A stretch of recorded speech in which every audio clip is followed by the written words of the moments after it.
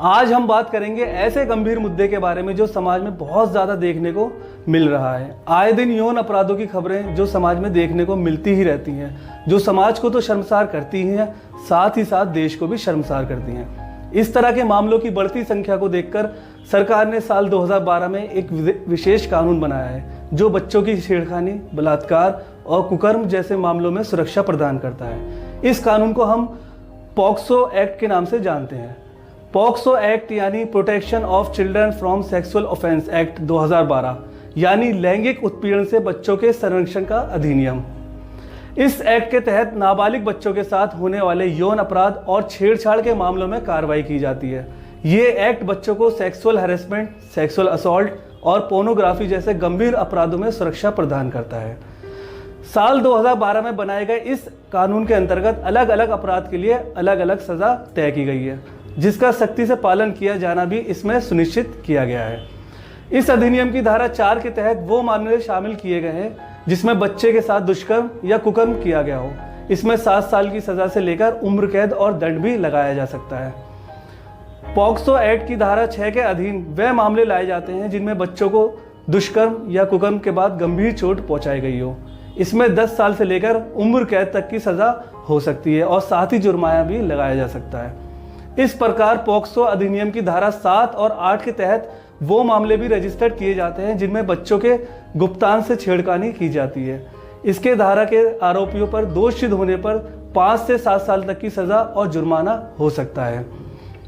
POCSO act की धारा 3 के तहत पेनिट्रेटिव सेक्सुअल असॉल्ट को भी परिभाषित किया गया है, जिसमें बच्चे के शरीर के साथ किसी भी तरह की हरकत करने वाले शख्स को कड़ी सजा का इसमें प्रावधान दिया गया है। 18 साल से कम उम्र के बच्चों के किसी भी तरह का यौन व्यवहार इस कानून के दायरे में आ जाता है। ये कानून लड़के के और लड़की को समान रूप से सुरक्षा प्रदान करता है। इस कानून के तहत रजिस्टर होने वाले मामलों की सुनवाई विशेष अदालत में होती है। ये अधिनियम पूरे भारत पर लागू होता है। पॉक्सो कानून के तहत सभी अपराधों की सुनवाई एक विशेष न्यायालय द्वारा कैमरे के सामने बच्चे के माता पिता या जिन लोगों पर बच्चा भरोसा करता है उनकी उपस्थिति में होती है।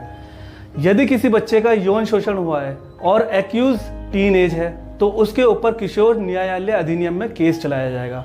इस एक्ट में यह भी नियम है कि यदि कोई व्यक्ति ये जानता है कि किसी बच्चे के साथ गलत हुआ है तो तुरंत उसकी रिपोर्ट नज़दीकी थाने में देगा। यदि वो ऐसा नहीं करता तो उसे 6 महीने तक की जेल हो सकती है।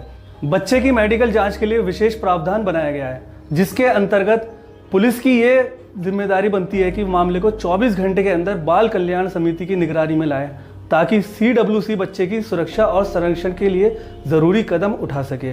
इस अधिनियम में बच्चे की मेडिकल जांच के लिए प्रावधान भी किए गए हैं। मेडिकल इस तरह का हो जिससे कि बच्चे को कम से कम तकलीफ हो। मेडिकल जांच बच्चे के माता पिता या किसी अन्य व्यक्ति की उपस्थिति में किया जाना आवश्यक है। अगर पीड़ित लड़की है तो उसकी मेडिकल जांच महिला चिकित्सक द्वारा ही की जानी चाहिए।